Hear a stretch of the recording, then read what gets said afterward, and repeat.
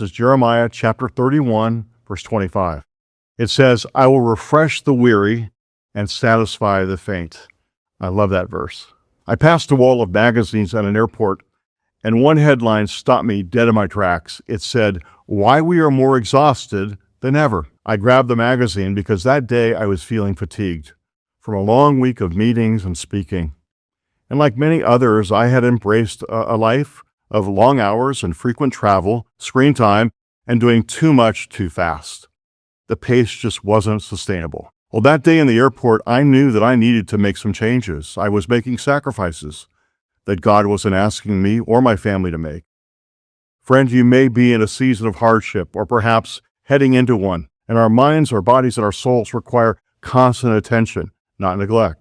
The world offers neglect, wrapped in false promises of happiness and contentment. But God, on the other hand, offers perfect attention to our greatest and everyday needs. After reading that magazine article and studying Scripture, I was reminded once again that one of the most powerful things that we can do is lean into God's presence daily. And in doing so, He can give us rest. He can provide respite from life's difficulties, and He can restore our hope. The world will continue to offer distractions, escapes, and temporary relief that ultimately leave us empty. But when we have time in God's presence, He offers something so much deeper. He gives us true renewal, which leads to focus and contentment, energy, vision, and lasting hope.